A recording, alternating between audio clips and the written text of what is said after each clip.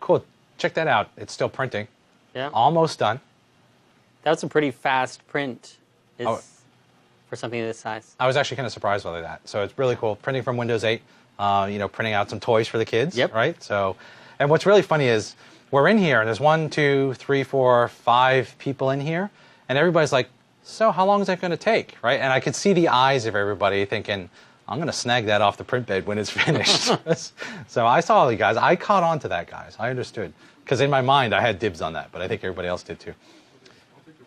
So, yeah, slowly everything here is being passed away. The other cameraman said he'll take the robot. So, I have some spare clothes if anybody wants that. I have other stuff. No electronics, but... We're all good, if you want that. So hello again. Thank you for joining us. My name is Pete Brown, a slightly hoarser version of Pete Brown, apparently. And this is Jeff Berthoff. Hi.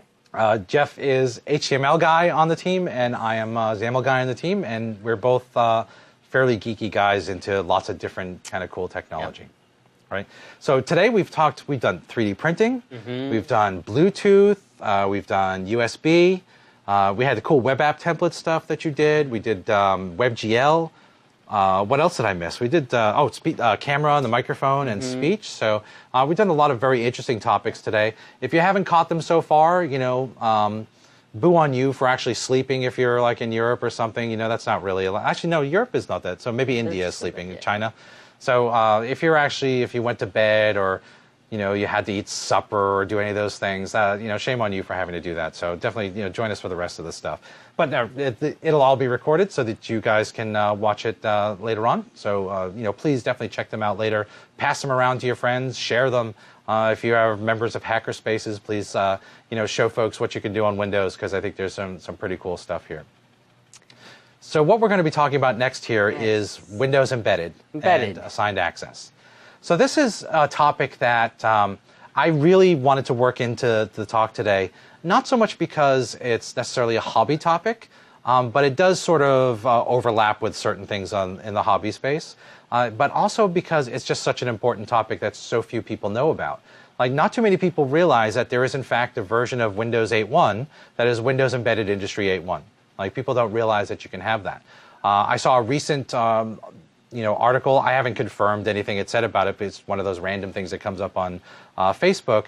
That's something like 90% of the ATMs out there were still running XP, right? So, and they're running different versions. Some were running retail SKUs. Some were using embedded SKUs. The ones that are using embedded SKUs are going to be fine for the stop of support for XP that I think it's moved to July or June or something. Now, it was April. It was moved over a little further.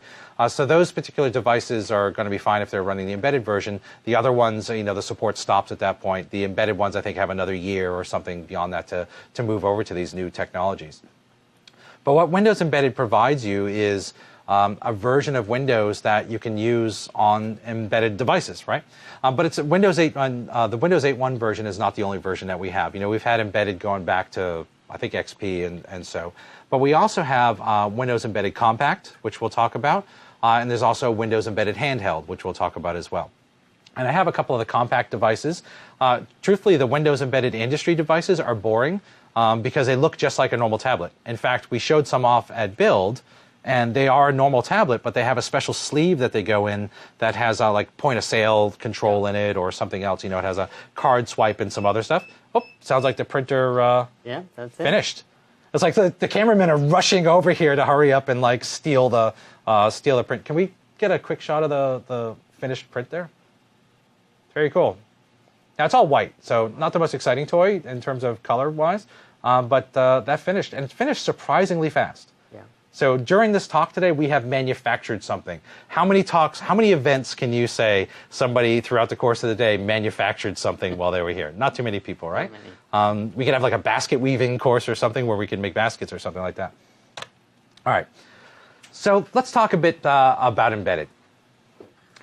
So 98% of the computing devices are embedded equipment. A lot of people don't realize that, when you think of a PC or you think of a computing device, you're like your phone or my PC or my tablet or whatever it is you're using, you think of that as the computing device. But in fact, 98% of the devices out there that we would consider computing devices are not retail handheld or otherwise types of PCs or Macs or anything like that. They are embedded devices. So if you go to the doctor's office, if you have kids, you visit the doctor's office fairly often. I think that's probably fair, right? Take a look around inside some of those. And, you know, if something bad, something serious happens to your children, and I'm not wishing this on anybody, you know, don't harm your children just to go see cool devices at the hospital. But if there's, if you have to go to an emergency room or something like that, then take a look around you. You know, ignore the child for a second and take a look around you and actually look at all of the different devices that are there, because like the thermometer has like embedded stuff in it. The you know, all the different monitors for stuff, they're all fully embedded. When my wife was pregnant with our first child, I had a lot of time of just sitting in there in the room and listening to things that go ping and all that kind of stuff. And there were plenty of embedded devices in there as well with lots of cool graphics. That's where all your hospital money is going to. Right. And in other industries as well, like manufacturing, has a huge market for embedded. Just all the different you know, machines and everything that need to run and do one thing and do it really well, run on embedded. Right. And if you think about you know, a lot of the trade fields, like if you're an electrician or something, you probably have a handheld device that does, you know, checks current, checks voltages and stuff. The high-end versions of those are running embedded operating systems. Oscilloscopes, there are versions of oscilloscopes that run Windows, right? So some really cool devices out there.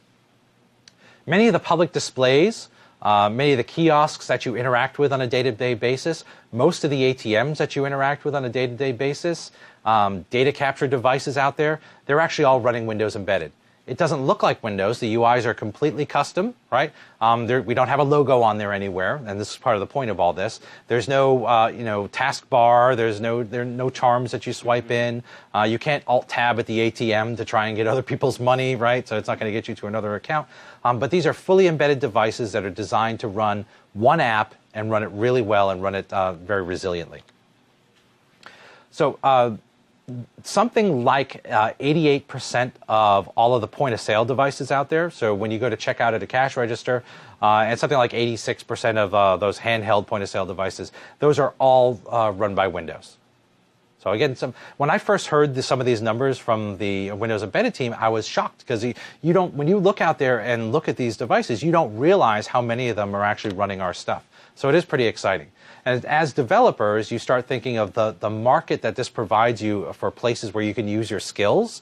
And you know, if you're looking at Windows 8.1 embedded industry, you can build apps in HTML and JavaScript for embedded devices, which, you know, I think is pretty amazing. You can also do it in C# and XAML. You can do it. You can also run desktop devices, desktop apps for different versions of these as well, or C++. But it really gives you a lot of options for using your skills on these devices. And everybody loves slide decks that include IDC forecasts, so I'm certainly going to throw this in here. I know developers love that as well. But you're looking at 85 million units in just another 2 years here. That is not insignificant for automation. So let's talk first about Windows Embedded Compact. So this is a real-time operating system that works on ARM and x86. And on ARM, it's actually a real-time operating system. So that's really interesting, that if you're looking at device automation, or if you're doing you know, factory control or any of these things, or sensor input and stuff, the fact that something is a real-time operating system can be very important. Whereas if you have a preemptive multitasking system, something like Windows or you know, most of the other stuff that's running out there that are not real-time, you can't guarantee that your app is going to get, you know, 100% of the resources, and is going to have, you know, the right time slices, and, you know, for event-based data, or excuse me, for, you know, time-based data and time-based controls, and, you know, monitoring signals and sending the exact pulses out to motors at the right point at the right time. You can't guarantee that. So you need to have a real-time operating system. So an example of a Windows Embedded Compact device is this one right here. I'll bring this up, see if we can get a shot of this. This looks more like a PC. This is designed for the type of device that you might stick on the back of a television set or a display to be able to use this for like embedded signage or something like that. So this is one Windows Embedded Compact device. I'm not going to crack this one open to show it to you, but I do have another one here. And these are very interesting to me. Let's see if we can get a close-up on that. Good. So this board right here, if you squint, you could probably see that it says NVIDIA on that chip in the middle. All right, so this is a test of my endurance on holding things up in front of a camera here. So we have that board in the middle there is an NVIDIA board. So this is an ARM-based Windows embedded compact device. And what's really interesting is this is the same, if I remember correctly, because I have two of these, I believe this is the same one that's running the same version of the NVIDIA chip that the original Surface RT ran. Right? So you can create, if you want, you can create your own Surface RT from scratch from something like this and like touch controllers and other stuff. You can write for any of these using the .NET Compact framework, and you can also use XAML and C++. Now it's Silverlight for embedded, but it's a little different from, really these follow sort of a different track from a lot of the other tools. Where the Silverlight for embedded there is XAML, and then you have to load the XAML as resources in C++, and it is based on Silverlight 3 with some additional extensions. But for the most part, for these types of devices, that type of level of Silverlight and level of XAML and stuff in there is sufficient, because these are not, for the most part, devices where you need lots of, like a UI animation and stuff is not something that you're going to do a whole lot of on these. So you can use these for things like RFID scanners, medical devices. I used a Windows embedded compact medical device when I used to check in at, there was a, one of those 24-hour type clinic things that, if you break your arm or something like that, you can go there instead of going to the emergency room. They had a big device that you signed in on, and that was actually running Windows CE, the precursor to Windows Embedded Compact, and it had a big WinForms app that you used to sign in, had pen and all that type of stuff. So Windows Embedded Compact is best if you're looking to create low-power, small, or real-time devices and controllers. Right? So that's definitely where to use that. Next, we have Windows Embedded Handheld. I don't have any of those devices here with me, but I do want to talk about this. This is based on the same form factors and controls and stuff as Windows Phone. So if you are, if you think, Jeff, if you go to the, again, I like to use medical as an example because that's sort of what I did for 4 years, several jobs back. If you go into the hospital and you want somebody who's going to scan like your wrist tag, if you get to the hospital, you get the wrist tag, and they might have a little phone-looking device or something like that. That is a perfect candidate for something that would run Windows Embedded Handheld because you can completely control the UI. You can lock the app to run, so it runs just that app. You can say whether or not you want any other UI to pop up. You can manage the updates for that. You can do all the types of things that you would expect to do and have it in some sort of a ruggedized form factor. Package like UPS guys, when they come up to your door and they have the devices, I haven't seen what the latest ones look like, but those could be Windows Embedded Handheld devices. Again, a little bit higher power than Windows CE. Now, the nice thing with this is you can use all the same skills and all the same tools that you use to code for Windows Phone, you can use to build Windows Embedded Handheld devices. So Matthias was here earlier today. I think he was showing some stuff with Windows Phone 8, right? Mm-hmm. So those same things that he was showing there, you could use to build embedded stuff. So I think that's pretty cool as well. So use Windows Embedded Handheld for any of these types of devices when you're looking at something that is truly handheld. I would recommend using Windows Embedded Compact if you're going to build something real-time. You can use it for handheld stuff, but I think now that we have Windows Embedded Handheld, Compact's actually a little bit better for straight real-time industrial automation and things that are built into low-power devices. Okay. Next, we have Windows Embedded 8.1 Industry, and this is really the flagship on the embedded side. So this is full Windows. This is x86 and 64. It's not ARM. If you want to target ARM, you're going to use Windows Embedded Compact. You're not going to use Windows Embedded Industry at this point. And this, if you're building digital signage or point-of-sale terminals or stuff where, performance is important, like you think about digital signage that you would have when you walk into a hotel and you need to sign in and do some sort of check-in, or you're at the airport. We visit an airport once in a while, right, Jeff? Mm-hmm. Yeah. So if you do any of those quick check-in things, that is a good example of a place where you might want to use Windows Embedded Industry because it has a touch screen. It needs to be pretty responsive, needs to do several things and do them very well, and needs to be very user-friendly. Use these for ATMs, as many people are. You can also use them for automated manufacturing, et cetera, et cetera. But this really is kind of the premier part of the line. Now, what's interesting is you can run Windows Embedded industry on pretty much any Windows device that you can load the operating system on. So when you're prototyping solutions, you could prototype them directly in Windows because you know your code's going to port over anyway, or you can pave your device and run Windows Embedded Industry on there, or you can buy an OEM dev board, right? And we're actually working on some different things to that are in those areas that might be pretty exciting.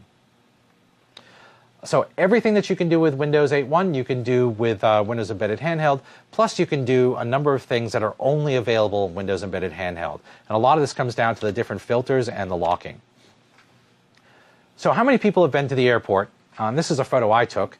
So how many people have been to the airport and they saw a dialogue up on one of the screens? So I'm going to imagine that you're raising your hand right now because obviously I can't see. So actually, the cameraman has seen that. Jeff, have you seen that? I have, in fact. Yes. You haven't? Or, people love it when you see like a big thing in like Times Square with like a dialogue box half on it. Yeah, those types of things. Those are not good for us, right? And they're not good for the people that have to support these devices. So with Windows Embedded, you have a lot of options for filtering that. You can not only filter which dialogues show up. Like you could say dialogues are not allowed to show up on this device. You can also say if there is a crash of some sort, and you think about like when these are dealing with integration with lots of little devices and sensors, most of the classic BSODs came from device drivers of one sort or another. And you have something that's outside, there's a chance you're going to get a blue screen at some point, right? And you don't want that. Having the ability to automatically reboot and recover in those cases is something that you can do with Windows Embedded. You can filter out gestures. You can say which gestures are allowed on the touch screen. You might not want to allow people to swipe into the charms, right? You might want to, not allow people to, swipe to switch apps or any of those types of things. You might not want them to be able to close an app by swiping down. You can control all of those types of filters. You can lock the device so it only supports certain types of USB input and output. That way you don't have somebody coming up with their little, virus-laden key and plugging it into the support USB port on the front of that, which hopefully is locked behind a door anyway, but sometimes you need these things to be accessible. So you can lock all of those types of things out. You can also lock out notifications, right? So not just notifications like there's Twitter running in the background or something and popping up stuff, but any other system-level notifications. So speaking of lockdown, excuse me here. You guys all see I am actually, I did what I was supposed to today, and there is no branding on this water bottle. So thank you, everybody, for that. And we were warned. I actually was thinking about printing out a thing here that just had water on it and taping it to it, sort of the old Brady Bunch thing, but I just didn't have a chance. So there is a set of tools for locking down. So you can lock down using this lockdown baseline tool, which will let you decide on the branding on the device, let you lock down all these different features. It's a tool that enables you to really kind of customize the install of the operating system. And then there's the Embedded Lockdown Manager, which you can use remotely if you want. You can use enumerate stuff with WMI. There's, again, lots and lots of control with these different tools to be able to customize the operating system to only show the things that you want to show. There's also embedded login, that enables you to when the machine boots up, have it automatically boot up in that app. You can decide on the types of inputs, the name of Windows, what actually shows up, what the logo is that shows up, status messages, all those types of things are all things that you can control through these different tools. So some of you are probably asking, Pete, how does this compare to this kiosk mode? So Jeff, are you asking that? I'm asking, Pete. How does this compare to kiosk mode? Why, thank you, Jeff. That was perfect. Thank you. Actually, I put this in here because you specifically had said, hey, yeah, Pete, how does this compare to kiosk mode? And I wanted to make sure that we covered that as part of today's discussion. So informally, folks refer to assigned access mode in Windows 8.1 as kiosk mode. And assigned access mode is something that if you go into Windows and you go onto the accounts page, you can say, I can create an account. A local account. I can create a local account, and I can say that this is an assigned access account, and you can pick a single app that account is allowed to run. Now, there's still some ways to get around that. I think if you tap the Windows button 3 times, or I forget the exact the way to get out of that app on there, because otherwise this would be a great prank to pull on people everywhere. Just start, locking all their machines to run like some really annoying app that just sings, one of those 10-hour YouTube reels of the guy yodeling or something like that. So that might be really kind of obnoxious thing to do. And I have a feeling I know what my PC is going to look like tomorrow, by the way Jeff's smiling. But the difference is in Windows Embedded, you are able to not only lock down to a single app, you can lock down to a group of apps, or you can lock down to a desktop app, because desktop apps still matter, especially in the embedded world, where you need to be able to have really great device integration and other stuff there. So you can, in kiosk mode here, or excuse me, assigned access mode, single user, single modern app, predefined set of filters, and actually I see here at the bottom, press the Windows key 5 times to break out. So that proof that I was not looking at the slides while I was speaking here. It'll also suppress the toast and a bunch and hardware buttons and other stuff. So where would I use something like this? So I've been to like different things like maker fairs and stuff like that, where cashiers and stuff or people walking around will have a tablet with them, but it's just really that app that they're working on there. But it's these are not big enough events or big enough user bases or happen often enough that you could really justify getting a Windows embedded device and always running just that Windows embedded stuff on there. So instead, what they could do is they could take a tablet, lock it to a single app for the duration of that, and that really reduces the complexity and training for the people who are doing, going around taking a survey or whatever it is that they're doing on that device. So that's where I would use something like that. So use Windows Client assigned access when you're able to live within those limitations. Boot to a single Windows Store app. And it has to be a modern Windows app there as well. Windows Embedded, again, is going to give you much deeper lockdown capabilities. It has all the different hardware filters, the dialog filters. If you are building any sort of device that's going to sit out in the public unattended, absolutely use something like Windows Embedded. I would even recommend that people who build, like, say, testing machines, like for people to go in for testing and they have PCs there and they have a proxy, that actually would be a good place to use something like Windows Embedded, because it requires that much less monitoring if you want to make sure people are only doing the testing on that particular device and they're not running other kind of random apps. You can customize it. You can use Win32 apps as well. Again, lots and lots of control on that. And again, much more for these true embedded scenarios. And what's really funny is there's an icon, which my picture is over at the moment, so let's hide me for a second. There's an icon up here, and when I got these icons from the Windows Embedded team, when they helped me build some of these decks here, I said, what's the Death Star with the clouds in front of it? Right? Because I was trying to figure out what the heck that was, until they pointed out, no, that's an MRI and somebody going into an MRI, right? See it now. I thought that was a Death Star with clouds in front of it. I was thinking that's very picturesque to have the Death Star with clouds in front of it. So you're saying the Death Star did not run on Windows Embedded? The Death Star was probably not a Windows Embedded device. Full Windows then, I'm sure. Yes, full Windows at least, right? That's why it crashed in the end, right? I guess. Hey, it's an embedded device, guys. Oh, I'm getting the boos from the back of the room. Use Windows Embedded for embedded devices. Don't use retail Windows for embedded devices.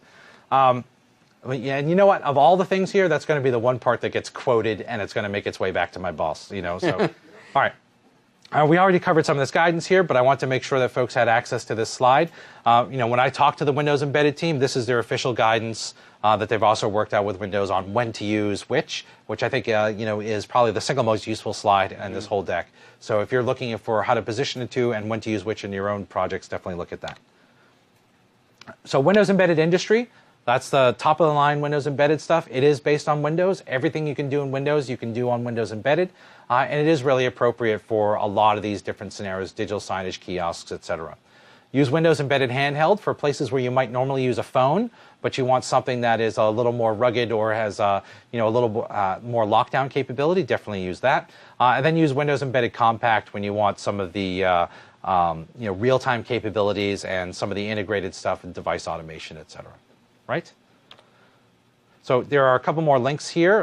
Further reading, you'll see this stuff all when you download the slides. I'm not going to ask you to copy that down real quickly. And there are also a number of videos that are available. There's Windows Embedded on YouTube, of course, and then there's Assigned Access and Windows Embedded there as well. So great. So thank you very much. I hope you enjoyed what was a brief and interesting section on Windows Embedded. Thank you so much for your contribution, Jeff, for that. So, glad I could be here to help. Unfortunately, this was not a session where you have demos, sort of showing a couple of things off here. But I think if folks take away anything from this, it's that we in fact do have an embedded version of all of our operating systems, and that is really the appropriate thing to look at when you're building these embedded devices. So. Great. And then speaking of embedded stuff, the next section that's going to be coming up, we're going to be doing some point of service, which can be embedded or can also be, straight, Windows. So that'll be very exciting. So see you shortly.